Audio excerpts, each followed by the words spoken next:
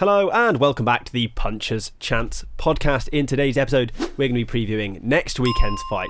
That is Jack Catterall versus Arnold Barboza Jr. and Denis Berinchyk versus Keyshawn Davis. A nice big double header, one either side of the pond. I suppose we'll start in the UK, back in the Co-op Live. Jack Catterall. Boring. Bit boring, isn't it? Yeah, boring. No, it's going to be a great fight. Fair play to him.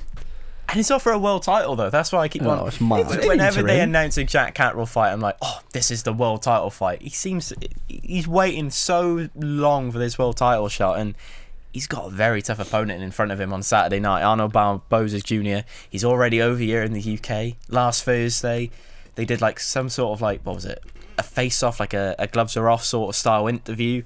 He's ready for this fight, and boring Jack Catterall's going to be turning up, and he wants that world title fight, and he has to get through him, and it's a great fight. We're back in Manchester as well at the Co-op Live. I thought that it looked brilliant when Derek Chisora fought there last week.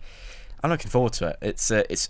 I thought the Regis Prograis fight against Catterall was going to be an incredible fight. This one has got fireworks written all over it.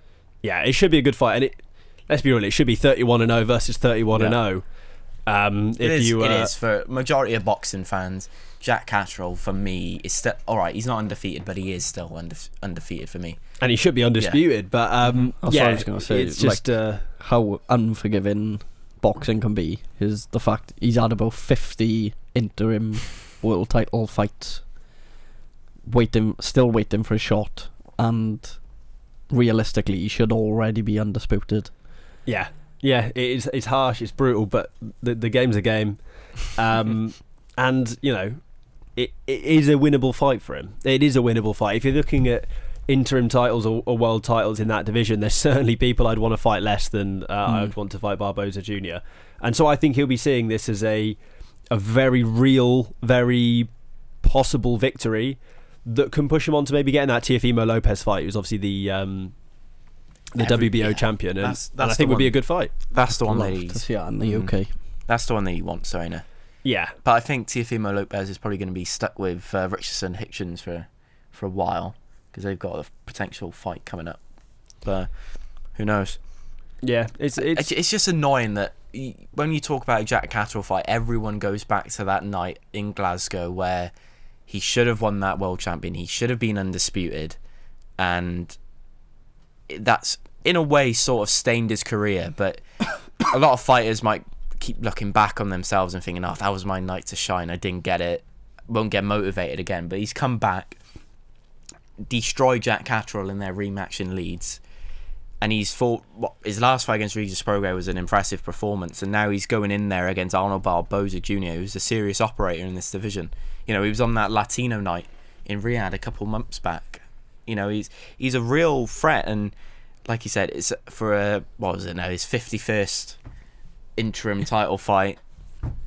Surely there's a 52nd on its way, because that's the way boxing goes, and potentially by the end of 2025 he could have his 60th interim fight, and then maybe in 2026 he could finally get that world title fight, which he rightly deserves, because I don't think there's anyone in boxing that deserves a world title fight more than Jack Catterall. Some people say he doesn't deserve it because he's boring. I don't know about you boys, but do you think Jack Catterall was boring? I don't think so at all. I loved that. It was brilliant. Thing they done. The thing DAZN did was unreal. It was brilliant. I feel sorry for Cameron Vong, mind. Yeah. They must have filmed that before the Gavin Gwynn fight. Yeah, maybe, but it was great. But actually, I don't see it. I don't think he is boring. I think he's a quality fighter. He's the best super lightweight in Britain, without a doubt. Mm-hmm. Yeah, absolutely, yeah. And he fights like a world champion, doesn't he? Do you know what I mean? Like, you sometimes watch a fight and you're like, yeah, they're a world title fight, and he does. He has that kind of look and feel and ability to him. It's lining up the cards right to get that opportunity, and this should be, if he can get through this, the one away that he gets. And if he can't get through this, then you can sort of go, he's only got himself to blame. But that's my worry, though. Like we talked in the last podcast about how unforgiving the sport can be, and how you can be the highest of highs and then one fight completely derails you. But I think he's one of the fighters more than anyone I want to see lift that world title, because it will be such a shame if he gets to the end of his career and hasn't picked up a world title after how close he's come multiple times. If he ends up on one of your lists of forgotten champions. Yeah. In 30, 40 years' time, yeah, maybe. Yeah, it'll be a shame. We'll obviously leave our proper predictions until the end for that one. Elsewhere on the card, we're finally getting Reece Bellotti, Michael Gomez Jr. I cannot after wait the for issues that. we had with that. And I think the fact that there was the problems there was, it's just made an even better fight, hasn't it? Yeah, it's just built up nicely now, innit? And hopefully we do get it this weekend and no more issues. But We were so close to getting that, though, weren't we? It was literally- fight night, it wasn't was it? ring walk, wasn't it? Yeah. Pretty much, yeah. It Mental. was so close. Mental. What did he say? He swallowed the fight or something, was it? That's what he said. Yeah. Yeah. And called him All any the great- names under the sun. Any yeah. great number of slurs live on DAZN, which is always fun. But it was. Yeah, it adds to it though, don't it? It And does, yeah. I thought, this week's going to be quite fun with them too.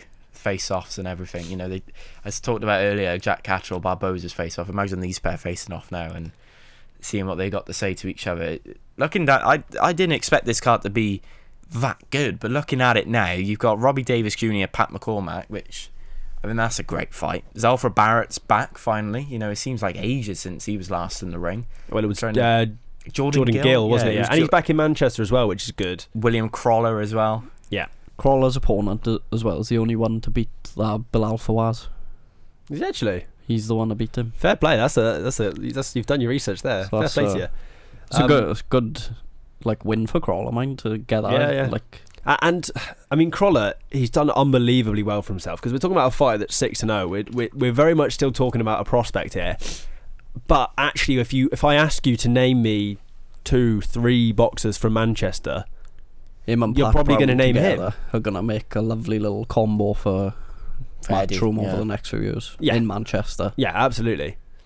To be fair, you can see why, because he brings the excitement. He's 5 knockouts in a row as well. Yeah, he's so good. And he's already got his next fight lined up as well after that. He's Has on he? the undercard of Pat Brown. So you can tell what they're trying to do with them. They're trying to build him, and it might be a couple of years, and then we might be talking about William Crawler main eventing at the Co-op Live, which would be great to see. That would be nice. It's nice having because the Co-op Live always had the issues with it being built and whatnot, and now it is. It's built. It seems like everyone's using it. You know. Well, I imagine it's probably quite cheap because they had all the issues. They want to kind of get people in it. Look at it. Sunday they had a fight with Chisora. Monday they had the press conference for Dillian White, Joe Joyce, and now Saturday they've got another fight night. It's great to see that Manchester is.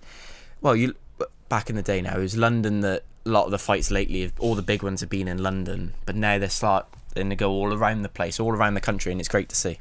Yeah, I mean, Manchester's a fighting place. There's been lots in the past. It's like Manchester, Birmingham, London are like the main sort of places that they go, and it's nice to see as well. I talked about Pat Brown that they're going to Altrincham for his fight, so it's all good stuff. And this card is very exciting from top to bottom. Like I said, Pat McCormack, Robbie Davis Jr. Robbie Davis Jr. is coming off that defeat to Lipinets, which I don't know if any of you boys watched that last fight. Was very competitive. It was a proper toss of a coin to see who won it, and we could have seen Adam Azim, Robbie Davis Jr. And I want to say Robbie Davis Jr. back in a couple of years back was maybe going to call it a day, and look at him now. He's on a great card against a very good opponent in McCormack, but who knows? Who knows what's going to happen? It's mad to think he's only 6-0 as well. It's a big test for him. It's a big test, but what's good about Eddie Hearn is he gives his prospects tests quite early on. He gets a lot of negativity for it, but he wants to see where they're at, and he wants to see if it's the sort of. He wants to see if it's worthwhile investing in him. And there's this no is end. the fight that he's for Pat. That's going to see if he's all that. What he said about. There's no end of talent waiting to get a Matchroom contract, is there either? It's not like he's gonna just kind of keep. If you're not good enough, get you out, get a new one in, and see if they're good enough. And that's kind of the model, and it is better to do it that way. You don't really want to see fighters being protected, overly so anyway. And like you say, none of these fighters generally feel like they're being overly protected at all. Will Crawler's got a half decent test. Pat McCormack, like you say, has got a good test. Zalfa Barrett's fighting against a guy who's fought for multiple world titles. So that in itself is a good test and a good fight for him on what should be a great night of boxing, and should keep the British fans happy. And if that isn't enough for you, then obviously on Friday night as well, you've got I suppose it'd be early Saturday morning. Scrap but, Valentine's Day. Friday, screw that off and go watch Denis Berinchyk, Keyshawn Davis in Madison Square Garden, which is a great fight for the WBO. Really good. Lightweight, it's going to be a good fight. Berinchyks a tidy fighter. Keyshawn Davis has proved quickly how good a fighter he is, so it'll be great to see. Somebody's always got to go as well. I think True. he is the next big name out of American fighters, only Keyshawn Davis. Yeah, I think looks so impressive whenever you watch him, and obviously to be a 12-0, like not many fighters get to this level of their career, and they're already like fighting against Berinchyk, an unbeaten fighter in a world title fight, just shows his level really. The way he dispatched though Lemos in his last fight. Yeah, You know, we talked about. Listen, Lemos took Richardson hits in the distance. He could cause Keyshawn Davis some problems. He threw that all out the window and destroyed him within 6 minutes, which is incredible. And it's great to see that he's main eventing again, and he's got a real challenge in front of him on Friday night. Denis Berinchyk is as hard as they come. He's fought in his last fight, I want to say, was Navarrete. Yeah. That was a great fight, and I'm expecting blood, sweat, and tears in this from both of them. And boxing is in such a great place right now, and you look at the schedule coming up, these sort of fights seem to go under the radar, but when you actually look at them and talk about them, you're like, wow, it's a great fight, and it's a great card as well. You got Abdullah Mason on it, great fighter. I said your prospect of the year. My prospect of the year that was 16-0 is still. I think he's still a prospect, but that's for. I don't think you can call him a prospect of 16. He hasn't fought for a title though. That's the thing that I'm going on. I am fought for a title. Don't make me. You're a prospect, man. You're a prospect. No, you're past it, but he's not a prospect, but he is a good fighter, and it will be a good card. Jared Anderson back as well. Is he? Wow, I missed that. I did miss that on the card. Big Baby, my favourite. I preferred Big Baby. And to be honest, I feel bad for Jared Anderson because I reckon maybe once every other week I watch that video of Belotti knocking him out because the uppercut on it is so clean. It's one of my favourite stoppages in. Do you in the feel last sorry few. for him, or do you think in that fight against Anderson, because we all went, I think me and Ben might have gone, I don't know, I think you went Anderson. I think I went Belotti. I went Belotti, but I think we all went, I went Belotti, I know I went, we did this all in last episode's been past. I know you went Anderson. Maybe, I can't remember. And we all said, what are they doing? Why are they putting Anderson up against Belotti? Like, what the hell? Money. He's coming back against Marius Collias, 12-3-1, Greek guy. Get through this, and he's back in the heavyweight scene, ain't he? But that Belotti fight is a fight that can end your career in terms of any hopes. When you look at, say, the top 10 heavyweights in the world, probably even beyond top 10, who does he beat? Mm-hmm. I don't think anyone, if I'm honest. But you'll have to see. You'll have to. Top 10. It's difficult because he's ranked 19. It's difficult because he's gone straight in with probably number. Murat Garcia he beats. He's gone in, but you're looking at that. Who's he beating in the top 10? But the problem is he's gone in against number probably 5, I'd say, in the moment. In terms of Martin Belotti. Bang on. Well, there you go. According to BoxRec, and obviously we know BoxRec rankings are brilliant, so but I'll take that. But you're only judging that against one of the best. It's so difficult to say.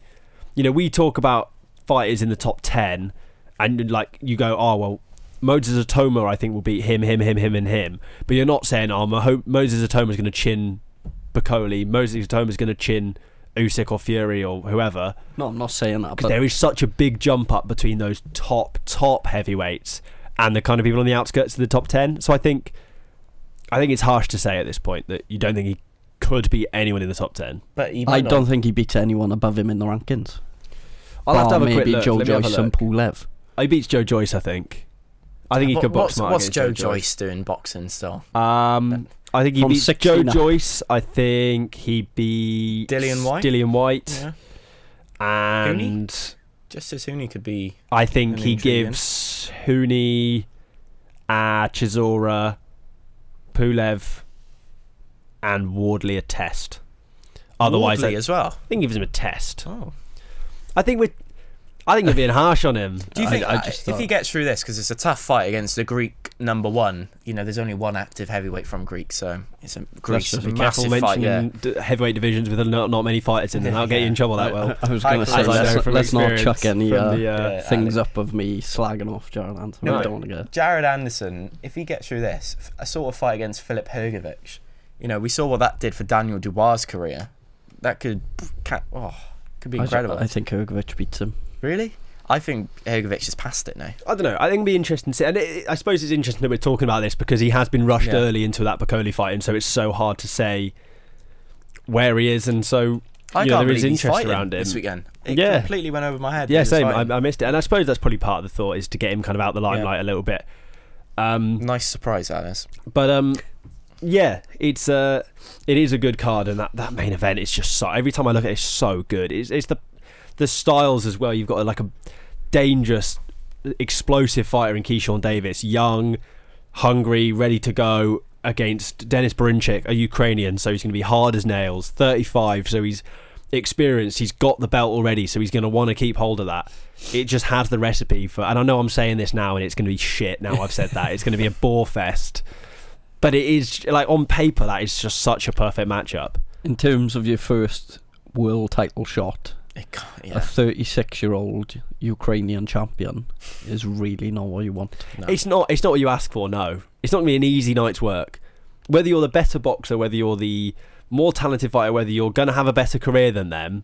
That's a statement. He is going to give you a tough test. He's going to be durable, and you're going to have to really, really work for it. I think in a way as well, I think Keyshawn Davis is coming off a statement win as well against Lemos in a way that, like I talked about, Richardson Hickson struggled against him, and Keyshawn Davis blew him out of the park. And obviously, he beat, I hurt you every time I say it, he beat Lee Selby. He did beat a former world champ. He's no slouch, Lemos. And I remember, when we said, this could be a tough test for Davis. Yeah. Or what was the wording you always say? He could cause him problems there. But it didn't cause him any problems, did he, at all? No. It wasn't a great Lemos that turned up, either, was it? No, it wasn't. And I think he missed weight issues, and everything. But great fight, great. We're not doing our predictions on this, but we probably give the main event predictions, can't we? Yeah, I think Keyshawn Davis will win a points decision half comfortably, but it will be tight-ish, like maybe 3 rounds, 3 rounds. I think both men touch the canvas as well. Do you? Yeah. You think he drops Berinchyk, and you think Berinchyk drops him? There's a bold. Listen, I'm here for all the bold. I respect it. We'll go on to the Boxing News app for our predictions for the Jack Catterall Arnold Barboza Jr. card. I'm not getting boring on with my predictions. Oh God, I didn't plan it this week. You're not boring, but you are bad. So. You came last week. One off. Oh, let's not talk about it. Shall we? It happens. Yeah, it happens. It does indeed. You're making me. It's making me sign back in. Bear with us here, boys. Should I start? Yeah. Pat McCormack, Robbie Davis Jr. I'm going a. Wait, what weight class? What? How many rounds? Welterweight, and it's over 10 rounds, 30 minutes of fighting. I'm going for a McCormack points decision. Yeah, I've gone same as well. Oh, that was. I've gone for Pat McCormack finish. Oh wow, early or late? Mid. Right, back over mid. Okay. I'll go for a Pat McCormack KO. Zelfa Barrett, James Dickens, super featherweight 12 rounder. Zelfa Barrett points. I'm going to go for a Zelfa Barrett points. Knockout. Zelfa Barrett. Mid, early, late. What's another word for all those? Middle. Okay. Reece Bellotti, Michael Gomez Jr. Super featherweight 12 round for the British and Commonwealth as well, I believe it is. I'm going to go for a Reece Bellotti finish. I think he stops him. Yeah, I've gone Belotti stoppage as well. Belotti points. Okay, fair enough. I've gone fair different. enough. All of us have gone against Gomez Jr. there. And then the main event, Jack Catterall, Arnold Barboza Jr. I think I could probably guess which fighter we're all going to say for this one. But what method is he going to win by? Catterall stoppage. Wow. That's a early, mid, late? Late stoppage. Oh, okay. What about you, Harry? I've gone Catterall by a wide points decision. Boring. I've gone for the same. Yeah. I think that is the most likely outcome from it, I would say. How many? I hate doing the rounds now. Yeah, it's hard. It's difficult. I got a bang on last week. You did, fair play. Gone for 37. I've gone for 38. Ooh, 41. I would read out the odds, but the whatever company it is that offer those odds have just banned my account for no reason. So you're not getting the free advertising. Whatever company that is, other great betting companies are available. I would name them, but they're not paying us. Stoke City is fuming with you right now. Yep, Yeah. Stoke City's fuming. The calendar, the amount of days in the calendar has disappointed me. I'm not happy. So they're not getting the shout out. Anything else to talk about while we're wrapping it up? Looking forward, obviously we've got Dubois, Parker coming up. That snuck up upon us, hasn't it? Just a small little card there over in. You shouldn't have mentioned it. 'Cause he's going to go on like an half-hour rant now about. I'll leave it till next week. No, go on. Keep it for next. To stop you doing it next week, give us your 30-second elevator pitch. I'm going to get the timer out. You're going to have 30 seconds. Sell that card to me. Listen, undisputed light heavyweight fight. The last time they fought was just incredible, and they're doing it again. Dubois Parker doesn't get more 50-50 than that. Can Dubois replicate what he did against Anthony Joshua back in September? I don't know. It depends what sort of Parker comes up. I'm trying to think who else is on. Hamza Shiraz is in a world title fight, rightly deserved. Big Bang is back in action. Zhilei Zhang against Ajit Kabayel, another 50-50. Joshua Buatsi, Callum Smith. You talk about fights opening the card. I think that's opening the card. That doesn't get much bigger than that. That's your time.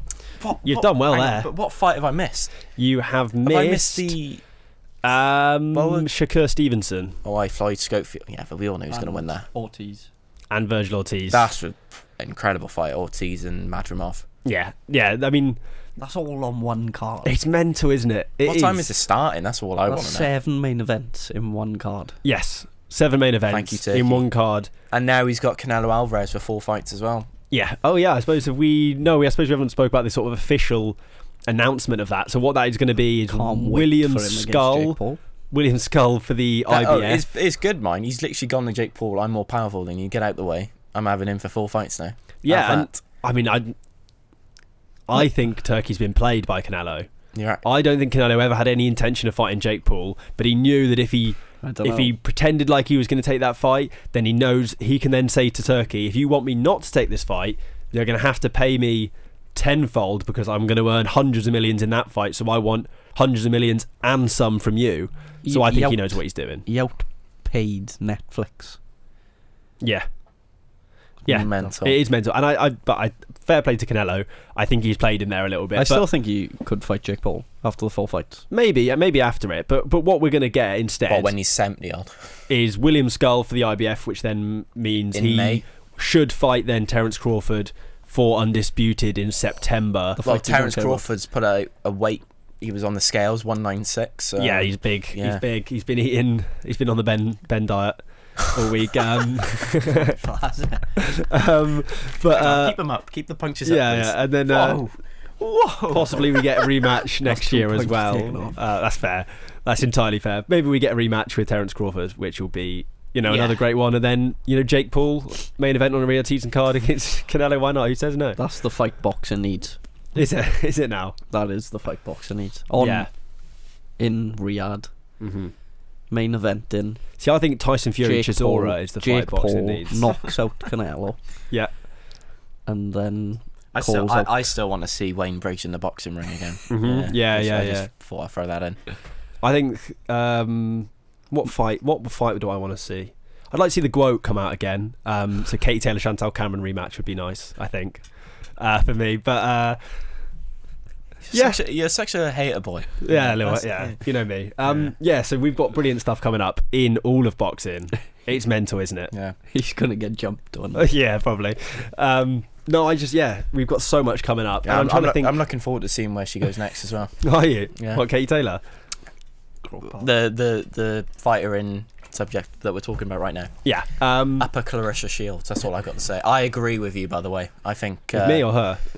We'll leave that up to your imagination. Fair enough. I think that pretty much just wraps up before we say anything that gets us sued for defamation or gets us jumped for being a twat. So if you you've already had that. You said it already. So I have, I suppose. It's coming. If you haven't already, subscribe on YouTube.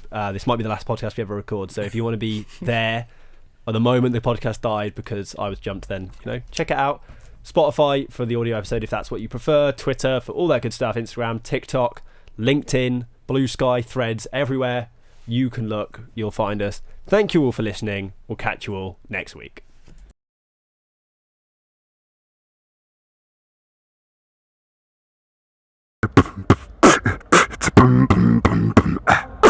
Punches chance.